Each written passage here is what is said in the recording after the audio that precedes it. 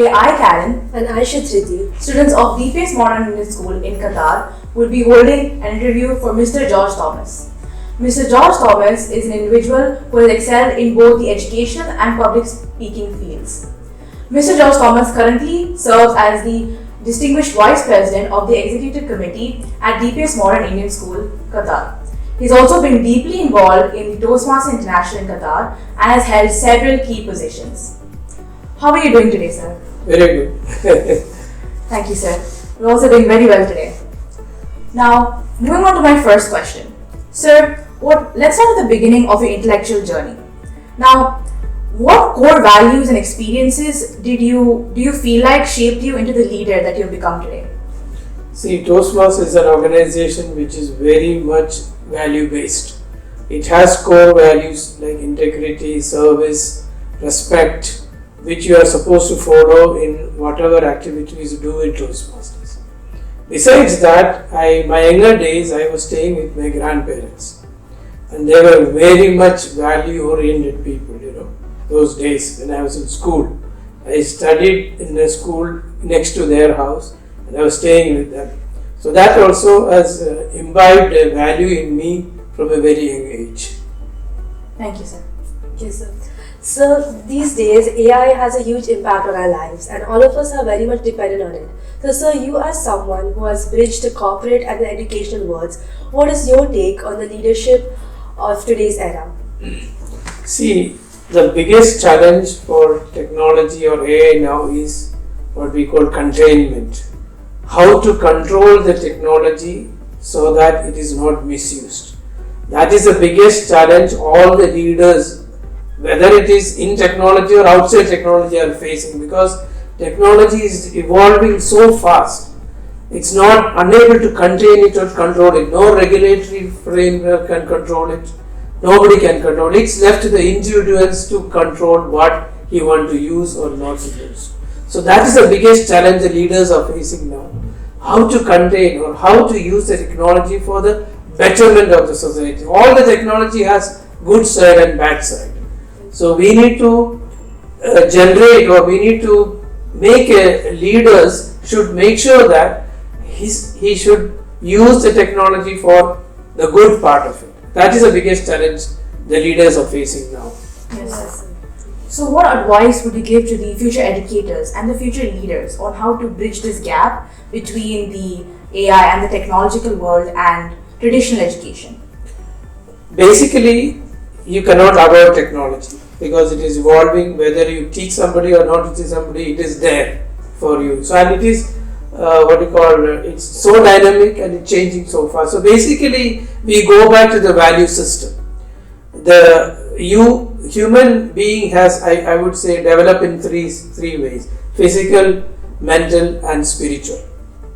So you can grow spiritually, you can grow, physically by eating good food and all that, and mentally by attending school and all. But spiritual growth is equally important, so that you balance your life.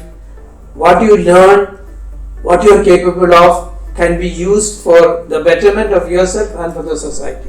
So that should be the importance which the education has to give, that spiritual aspect of the education, but also to be given more emphasis. Yes, sir. Sir, as you're aware, this year the school is celebrating its Silver Jubilee under the banner Silver Spectrum. So what plans do you envision for the school that has served 25 years in shaping future minds and sending future leaders into the world? What plans do you envision for this year and the upcoming following years? I always felt that once a student comes out of the school, that person should be capable of facing this world. That is what I believe the education should do. Whichever way, mentally, physically, spiritually, they are capable of facing the challenges of the world. That's exactly what I want the school to do. I need the school and the children in the school to compete among themselves. I don't want DPS to compete against somebody else outside, but they need to compete among themselves, even each one of us. If you want to improve yourself, you need to compete against yourself. Today, for example, you got 75% marks. Tomorrow you should, or the next test you should get says 80% marks. So if you compete against yourself, you will keep improving.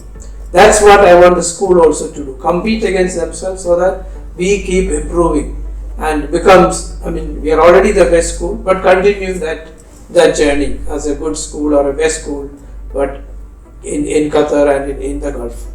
Yes. So now few students are finding it very hard to know what should they choose. Suppose 10th graders, they're not sure about their 11th or 12th, what streams, they're not sure of their passions. So what would you say to them?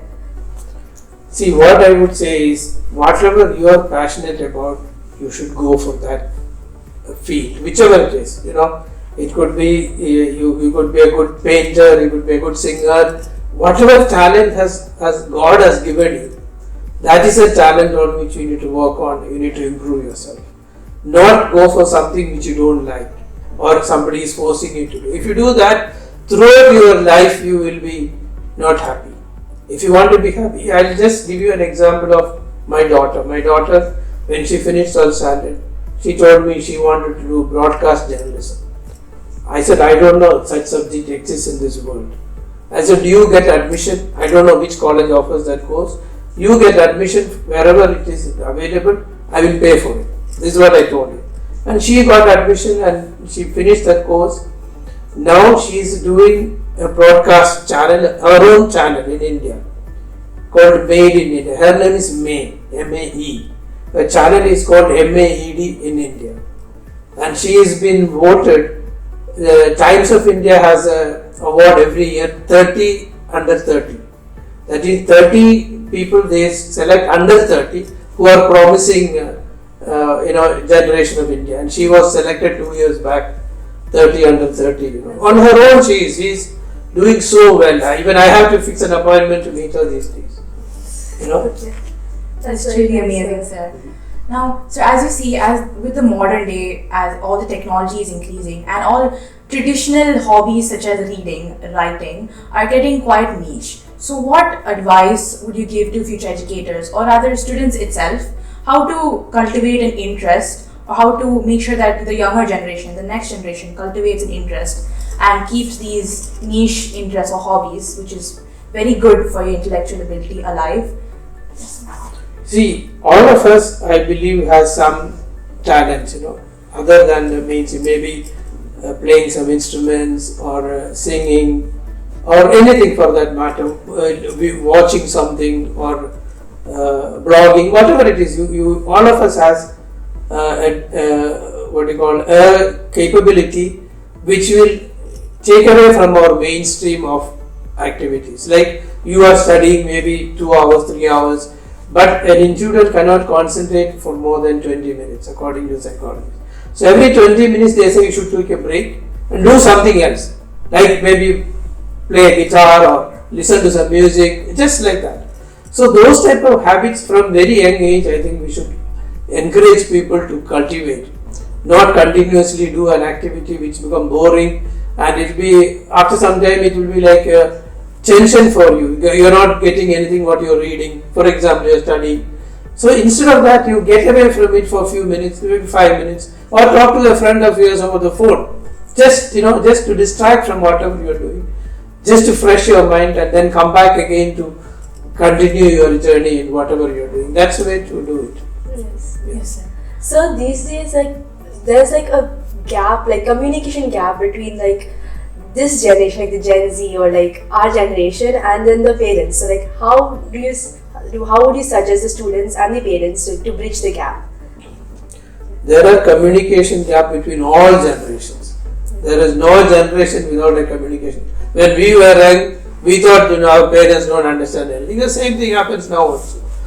So the only way to bridge that gap is appreciate each other's positions, understand each other better. Like your father or your mother might have come from a very different background, and the way they are brought up or the way they educated themselves is very, very different. So their outlook will be very different. They cannot be the same. Nobody has got the same sort of outlook.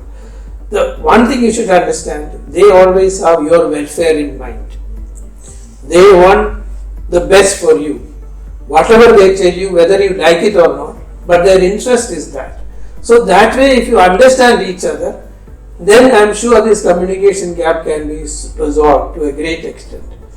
You know, they also should understand you, that you are not coming from the same background, your exposure is so much different, your outlook is so much different. So they should also appreciate your capabilities, and you should appreciate their viewpoint, and then bridge the gap. Yes, sir. Finally, sir, as you know, a lot of the future leaders would be tuning in to us and hearing us today. So, what final message would you like to give to the future leaders and the educators that are listening to us today? I think the greatest challenge like it is technology. You know, what I would say, don't become a slave of technology. You take control of the technology. Don't let the technology control you. That's my message. Okay.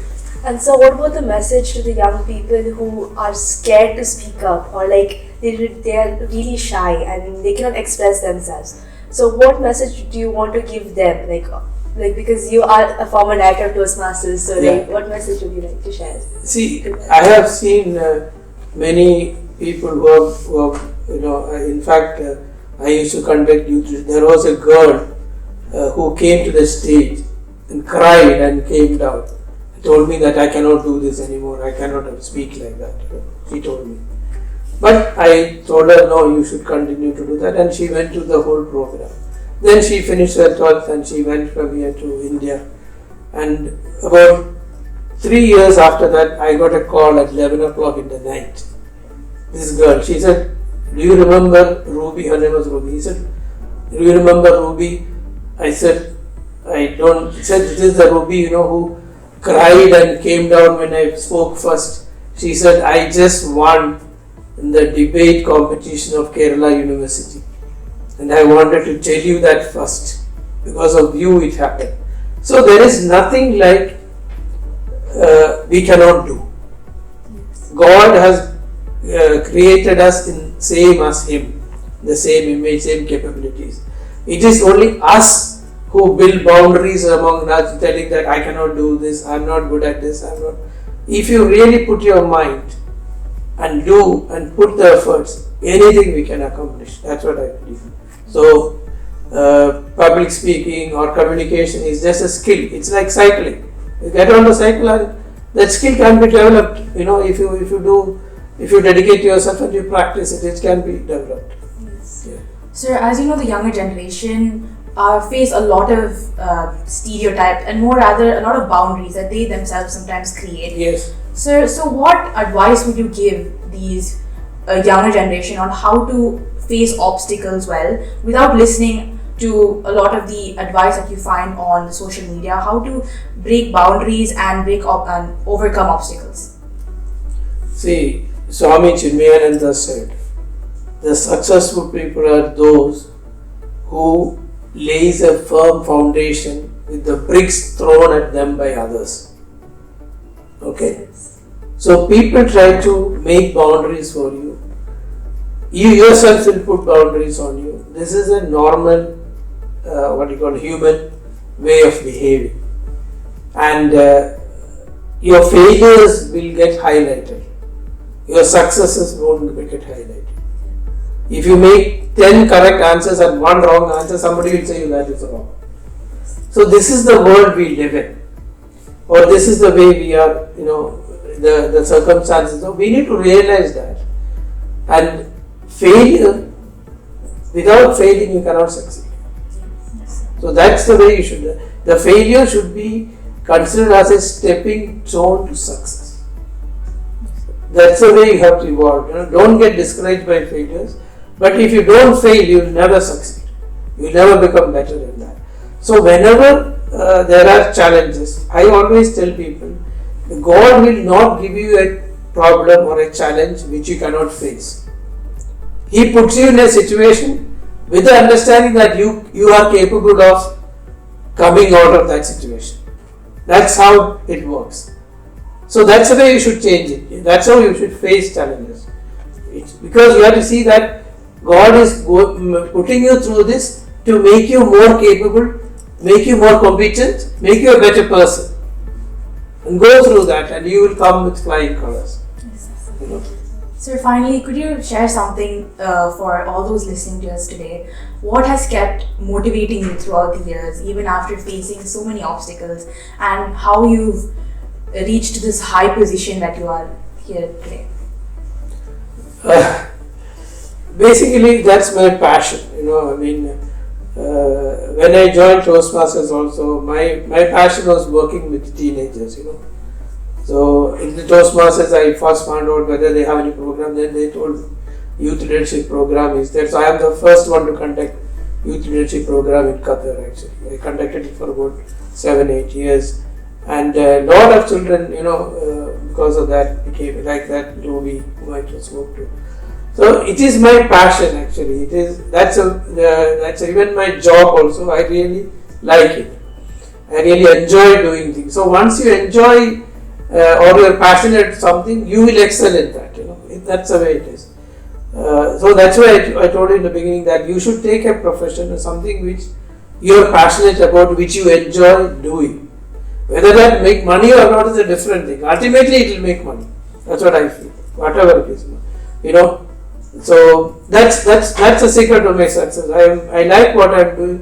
I'm passionate about what I'm doing. Yes, sir.